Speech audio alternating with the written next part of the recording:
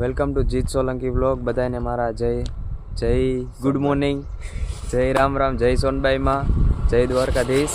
તો સોનલ બીચ બહુ સારી ગઈ માની દયાથી, ભાઈના દયાથી. મેં તો મારો તો ફર્સ્ટ ટાઈમ હતો, બહુ સારી સોનલ બીચ ગઈ છે. તો હવે ધીમે ધીમે નીકળી ઘર બાજુ, બરોબર. ધીમે ધીમે ઘર બાજુ નીકળીએ છીએ. અત્યારે ઓલમોસ્ટ મતલબ રાતના 3-4 વાગે નીકળી ગયા હતા ઘરેથી સોનલ બીચ કરીને. બરાબર નથી અમે તો હવે છે યુટ્યુબમાં અમે જોઈ લો રીજન હોય કે પછી અમે નાઇટ આઉટ કરી નાખ્યું હતું સોનલ બીચના નામે. હા, સોનલ બીચના નામે ફૂલ નાઇટ આઉટ કર્યું, ફૂલ નાઇટ આઉટ કર્યું છે, ફૂલ મોજ ચોક કરી છે અને ખાધું એટલું છે અને વાત જવા દો. અને તમે સોનલ બીચમાં આવો ને ભાઈ, તો ખાસ કરીને હે ને ભેળ ખાતા ભૂલતા નહીં. અને સોસ તો 3-4 વાર નખાવજો, એવો મસ્ત સોસ હે ને. અને હે ને અદરકવાળા મંચુરિયન ખાતા ભૂલતા નહીં. અને સોસમાં એને કહેજો કે હે ને લીંબુ ઓછું નાખ્યું હોય તો વધારે નાખી દે, એટલે ટેસ્ટ બહુ વધારે આવે છે. અને તમારે સોનલ બીચ કરવા જવું હોય ને તો કોઈની ઘરે ડાયરેક્ટ જતા નહીં, ડાયરેક્ટ ઘરેથી ગાડી કાઢજો અને શેર ડાયરેક્ટ મજા રોકજો. તમારા ગામડે કોઈ જતા ને બધા વેન કરી થાકી જાય ને તો લઈ જતા નહીં કોઈને, મહેરબાની કરીને. હા જી સાંભળે હે ને બેનું અમારી, એ જોઈ લેજો. તમારી વાંહે અમારે હે ને કીર્તિદાન ગઢવી ને આપણા કીર્તિદાન ગઢવી, માયાભાઈ આહિર, પછી રાજભા ગઢવી બધાને મુકાઈ ગયા. ગઢવી 4 કલાક મિસ કરી દીધા તમારે વાંહે. કાંઈ વાંધો નહીં ભાઈ, બિરજુ બારોટ આવી ગયો, બાકી બધા લલ્લુ પંજો હાલ્યા રાખે. અમે અહીંથી ડાયરેક્ટ મતલબ પેલા અમે ગોપીભાઈના નાનાના ઘરે જશું, પછી અમે જશું પાટણ વાવ. પાટણ એક મહાદેવનું મંદિર છે, ત્યાં વિઝિટ કરશું. પહેલાં મતલબ અમે નાસ્તો કરશું, પછી પાટણ જશું અને પછી અમે રાજકોટ તરફ રવાના થશું. એક્સાઇટેડ? મને તો ભાઈ 3 દિવસ કે એક નંબર. એ ઓફિસે માથાકોટ ને કંટાળો આવવાનો છે. સેમ ભાઈ, વાઇબ મસ્ત રહી ગયા છે. પહેલે ગયા વર્ષ કરતાં મસ્ત વાઇબ રહી ગઈ, બટ આપણે છે ને રાતનો ડાયરો મિસ કરી દીધો છે. રાતનો ડાયરો અને રાતની ટ્રાફિક જોઈ હોત ને, ઓહો ભાઈ, કેમ ગાડી અકાયેલી છે. અમે અત્યારે કઈ નહીં શું, કેમ કે ઘરવાળા બધા જોવે છે, બટ હાકી લે. ઘરવાળા બધા જોઈએ, પણ ડ્રાઈવર તરીકે મને તો મારો બેસ્ટ એક્સપિરિયન્સ થયો છે ભાઈ. બેસ્ટ ક્યાંય નંબર નહોતી ગાડી, ક્યાંય ગાડી નંબર દીધી બધા, મતલબ ઓલમોસ્ટ મસ્ત સવારી હતી. એમ લાગ્યું મને ઓલ્ટો લઈને ગયા હોત ને, ઓલ્ટો એટલી જગ્યા મતલબ ગાડીમાં હતી તોય ભાઈ ઓલ્ટો એટલા ગાડીમાં બેઠા હતા. હવે તમે સમજી દો કે કેટલા એવડા ટ્રાફિકમાં ત્રીજા ગિયરમાં અકાલવી એટલે લીવર હું તો જય સોનલ એ બાજુ ઠારમાં ઠર થરતા ભાઈ હાથ ફાટી ગયા. હો ભાઈ, મારા ગ્લવ્સ નું મિસ કરતો ઘર રૂમમાં ભૂલી ગયો નહીં. અને પાછળ તમે ખેતી જોઈ લો બધી. આ દેખાડો ગાંજાના છોડ. પેલા તમે આ બધું જોઈ લ્યો, શું છે આપણે કપાસ આવી ગયો છે. અહીંયા આપણે વડલો આવેલો છે, અડીખમ. મતલબ મારા બોન કરતા ને મારી સ્પેશિયલ વ્યક્તિના બોન કરતા બી જૂનો વડલો છે.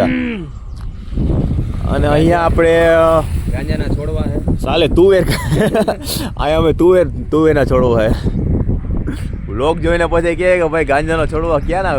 આનું પેલા લોકેશન ગોતો પેલા તો એવડી બધી ખેતી નાખેલા પેલા લોકેશન ગોતતો પેલા. આ ગાંજાનો છોડ ક્યાં વાવેલા ગયા છે અત્યારે. ઇલીગલ એવો ભાઈ, ગુજરાતમાં ગાંજાના છોડ મસ્તી કરી. તો ચાલો અમે મતલબ રસ્તામાં ટ્રાવેલિંગમાં આગળ વધીએ અને પછી તમને અપડેટ દેતા રહીશું. જય સોનભાઈમાં, જય સોનભાઈમાં, જય ચામુ, જય દ્વારકાધીશ.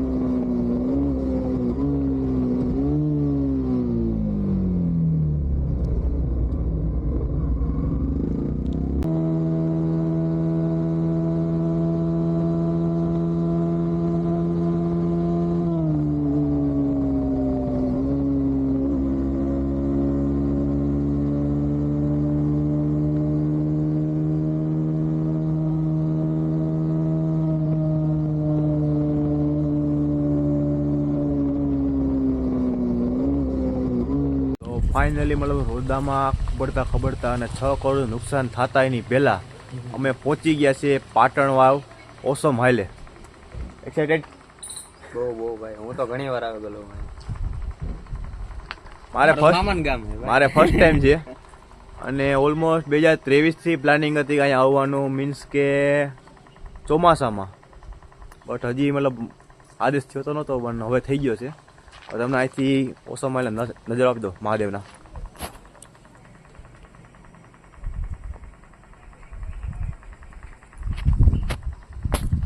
શું કે ભાઈ પણ અંદર જાવ, ઉપર ચડવું કે ઉપર ન ચડવું ભાઈ, ઘણો ઉપર ચડવાનું છે. પહેલા સ્ટેપ છે મે બી 2000. તો પ્લાન કેન્સલ, નીચે ફોટા બોટા શૂટ કરીને પછી નીકળી જઈએ આપણે.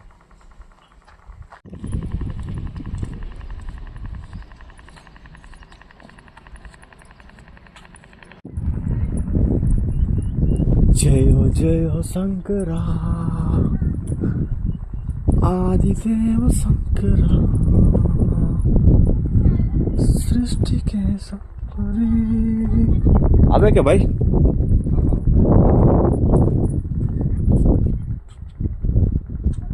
શ્રી કંઠાય મહાદેવ.